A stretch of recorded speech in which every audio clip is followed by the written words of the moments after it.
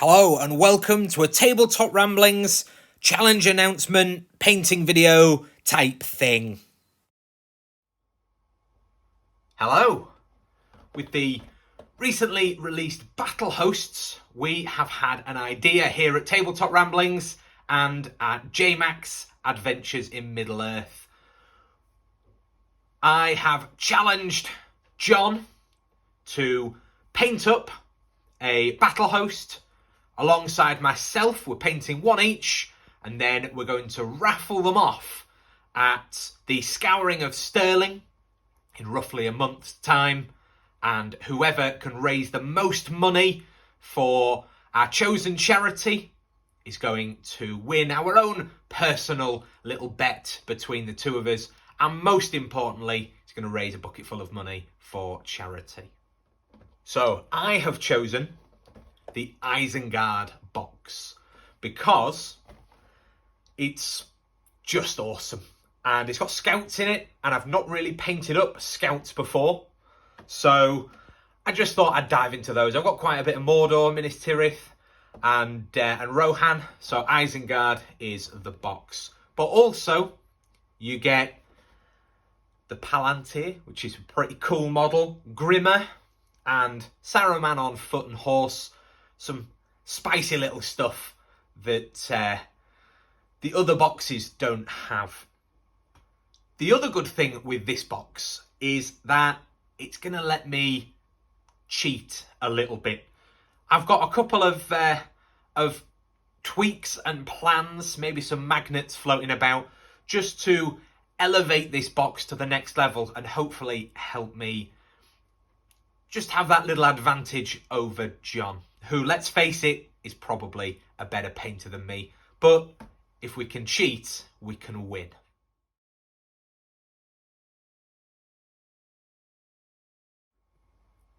Seeing as you've stopped by to watch this video though, let's have a little look at how we're going to paint up these models. This is one of the scouts. This is Fake Lertz, as I refer to this one as. He's already been primed in black, and then a light overview of brown over the top. They're both just rattle can sprays from Halfords, but we're now just going to whip some paint over him, and I'll show you how I'm going to make this scout look hopefully good enough to raise some cash for charity.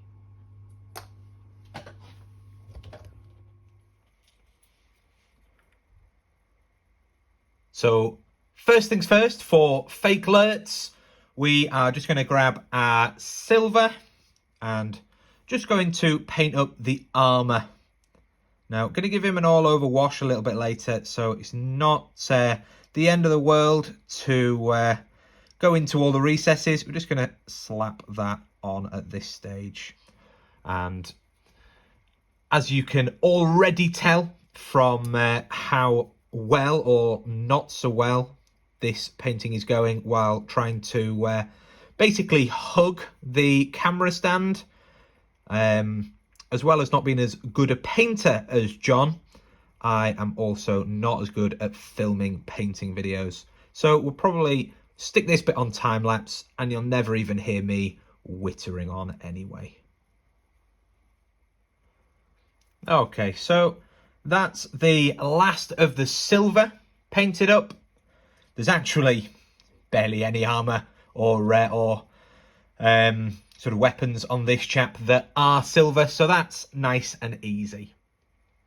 The next thing I'm going to do is, simply because I've already done it on a couple of models and it looks too good not to do, is edge highlight all of the cloth before the wash is on, only to then have to go over it again in a lighter colour. But I've started, so I'll finish, and it does look pretty good, but it's quite time consuming when you've got 24 of the fellas and also have just accepted a commission of another 80 odd. So quite a lot of these guys to edge highlight, but it does look pretty cool. So just popping that on all these edges. Again, very, very difficult to do while hugging a stand, but there we go. So just popping that on.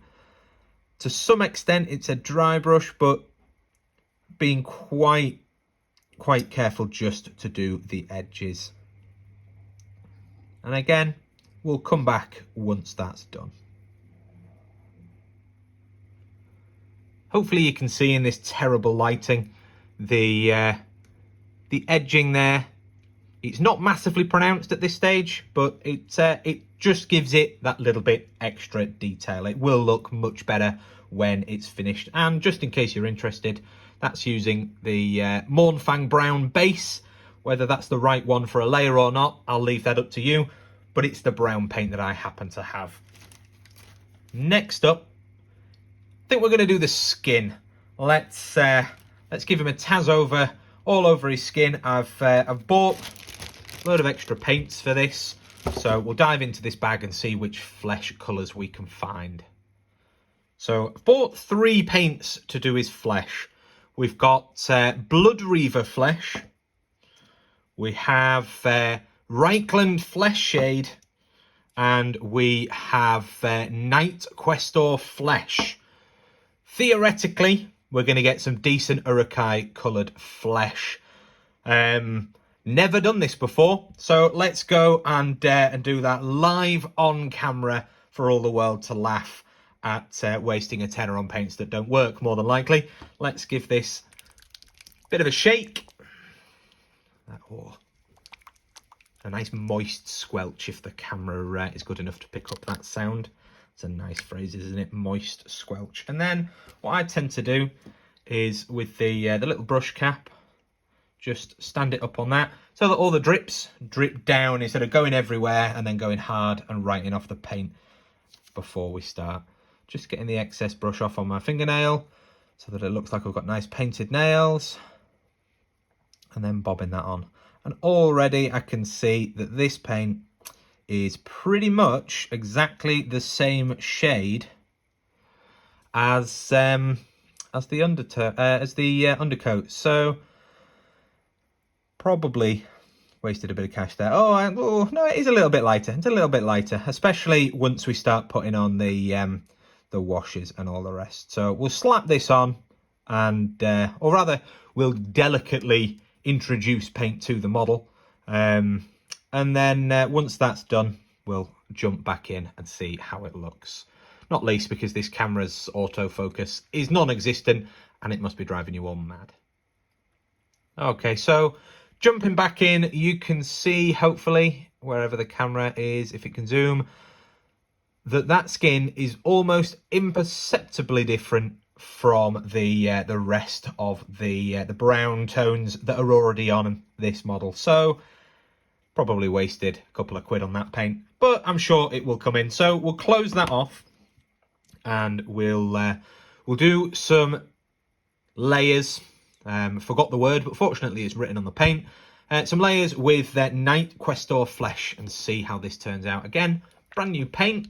Give it a nice shake. Listen to that squelch. These paints are useless, aren't they? They just don't close properly. There we go. So open it up, pop that seal, and again I'm going to tilt it slightly down so that it's dripping into the pot. And how is this going to look? That's probably a bit too much on the brush. This is a little bit lighter. It's looking still too brown, if I'm totally honest. I'm not 100% a fan of this as Uruk skin. I'm hoping that the wash is going to work miracles. I mean, washes are pretty much the painting technique that I swear by, because they can hide a multitude of sins. So we'll persevere. We'll see what happens. Otherwise, we'll have to introduce a bit more red into the mix. I think that is what we're lacking currently in this skin tone. I'm not too sure about this. I wonder if these paints over a much more red base might work better. I mean, even literally red.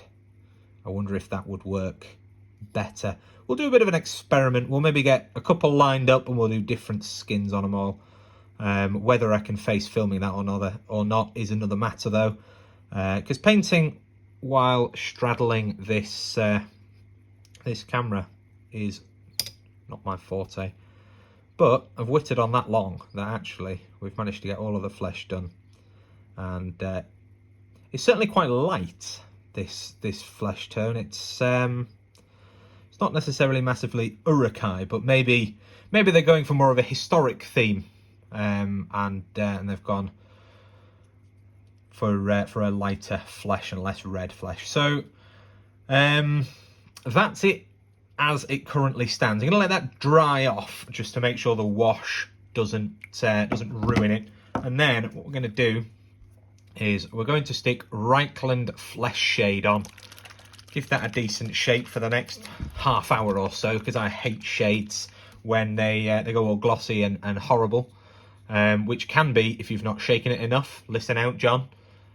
Equally, it can just be the Games Workshop are giving you the wrong one. Again, that's also happened to me. So we're letting dry off. We'll bang this on the shade on his skin, and hopefully it will work miracles and fix it. Otherwise, we'll go back to square one. Okay, so we're ready for the shade. Shaking it to within an inch of its life.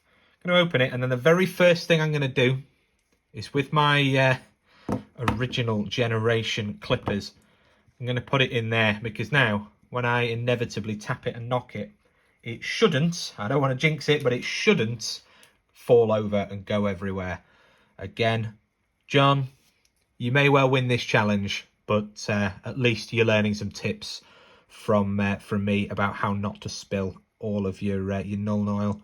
So sticking on this, I've already forgotten its name, Reichland Flesh Shade, sticking it on, and actually, to be honest, it's working as washes do, and making a fairly average paint job just look so much better. And it's a little bit of a red hue to that, and suddenly, just like magic, that is starting to look like the Uruk flesh that I had in my head.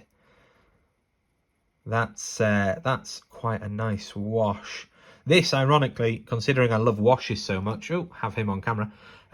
This is the first wash I've bought that's not Nuln Oil. I slap Nuln Oil on everywhere normally. I've probably been doing myself a disservice. That is pretty good. Again, the camera's not really picking it up because it only zooms when it's miles away, but that is not too shabby. I'll stick some on the back of his legs. It's the trouble with painting in the dark on a dismal day. I've got hundreds of lamps around, but that's a yellow one. They're both yellow lights because the missus doesn't like white light, go figure. So he's starting to come out quite well, actually. I'm quite chuffed with that flesh. There you go, a live reveal on a method of skin, and it actually works. So we'll have a ponder about what we're going to do next and jump back in. Next up, I think we're going to give him a little bit of spot colour. So there's a quiver just here, and we're going to pop some red on. My red is old and knackered, so there we go. It's a bit at the bottom. It's also a bit of a palette there for when I inevitably have to make orange, because let's face it, if you're painting up some clansmen, as I have just been, a lot of them have to be ginger. So just sticking the feathers on that fletching there, all in red, fairly light. And my paint's a little bit watery as well. It's quite naff, but we'll be sticking a wash over that, so it shouldn't make too much difference. And already he is looking just that little bit better. We're going to get some photos of him, and I'll show some photos in a minute when he is finished, just because the camera isn't really picking things up. Honestly, don't know how John does it. I'll stick all the details for his channel, obviously, in the description below. Do check him out. He does various painting videos, which are far better than this one. So next off, I reckon is time for some Nuln Oil. In fact, not quite ready for the Nuln Oil. We need to do his hair. Again, old, knackered paint. down into the bottom. Oh, we've missed. Oh, we've probably ruined this brush. What an absolute nightmare. This as well is actually, just for the occasion, a Citadel brush. Normally, most of my brushes are this horrendous pack here, which cost £2 or £3 off eBay, and actually has done me proud. I've painted probably 300 miniatures with those brushes for £3. And when a brush gets ruined, it doesn't matter, because there's 10 in the pack. And they're brilliant for dry brushing. You've got big brushes like this, which it just doesn't matter if it gets wrecked. It's for dry brushing scenery, or, to be honest, even models. So, already forgotten what we're doing. Oh yeah, we're just whipping his hair on. We've got that paint there. And just going to paint that black, as that's how it is in the films or the movies, depending on what part of the world you're from and whether you speak as we do around here. So just popping that on quite lightly. Mine's quite a watery paint. Most of my paints are. They've all had quite a hard life, but that lets some of that brown come through, and then when we put the wash on and it merges it all together, it actually creates quite a nice effect. It's probably got a technical name for those that speak paint. I have no idea what it is. I just stick paint on and hope it looks good, to be honest. And I've been doing it a little while, and I've learned from more than my fair share of mistakes. So the hair is on. Of course, if there's something I am doing glaringly wrong and you think there's a better way of doing it, do comment below, because I am more than happy to improve. Stick his hair on. And again, do forgive me, I'm currently holding it, and then my other arm is looped around that camera jig. So that's in there. I'm fairly sure that's all the black. I mean, we could possibly do some black on the arrow shafts, but I'm not sure we will, because then I'd have to go and redo all of the other ones, which I have done so far. So we'll call it a day there, and we'll go ahead and give him that wash. So I'm going to shake this Nuln Oil rather a lot. I've been shaking it off camera as well, but who wants to see me shaking my pot for an extended length of time? So Nuln Oil, and we're just going to stick that everywhere that's not flesh, basically, because that's already had a bit of a wash already. And we'll go ahead and do this off camera, because it's literally just painting everywhere in Nuln Oil. In the end, I opted for the age-old slap on the Nuln Oil everywhere, including the skin. And to be honest, already it is starting to look pretty good. It's still wet, so it's catching all the glare from the lights. But once this has dried off, we'll take some photos, and then we'll get on to doing some highlights, just of that flesh, probably, just to really bring it out. And then we'll take a view as to how he looks. While he's drying off, just starting to batch up all of these guys. These are currently at their silvered section. Section, not the right word. I don't know what I mean. Neither will you. Basically, they've got some silver on. Finish off the rest of the group. This is just a little board I made just for while things are painting up, just to make them look more fun. So, fingers crossed, these will be ready for scouring. So, thanks for sticking with us while I wittered on and badly painted a model. There's quite a fair few to paint. Oh dear me, it's difficult to do on the backwards view. There's quite a lot there. John, if you're watching, you didn't see any conversions in there, because I'm fairly sure we said that was a cheat. There's definitely no magnets that have been used so far to do some more shenanigans. I've still got Saruman to build and paint. Now, I have always wanted to do Saruman of many colours. If any of you have been on the channel for a while and have seen my Rainbow Drake, something similar to that, I'm not sure if I can pull it off, or if anyone would want to part with cash. If it was just for me, I'd take the gamble. With it being for charity, might play it safe and paint in white. Do comment below if you think that I should go full Saruman of many colours and properly go to town. Yeah, I have got an old metal Saruman I could maybe do it on. Who knows? Again, comment below if you think that I should take that gamble and go full Pride Rainbow on Saruman. For this bit, I haven't set up any form of camera jig. It's literally just my arm, and it's starting to burn. So I am going to sign off here and just say thanks for watching. Thanks for sticking around, if anybody's even watching by this point. And importantly, do keep your eyes out for some more videos. There'll be a couple kicking about on both my channel and Macc's channel as well about these. And if you are coming to the Scouring of Stirling, do bring your wallet. We're going to either raffle these off or more likely do a bit of a silent auction so that we can raise as much for charity as we can. My charity is more than likely going to be Mind, the mental health charity.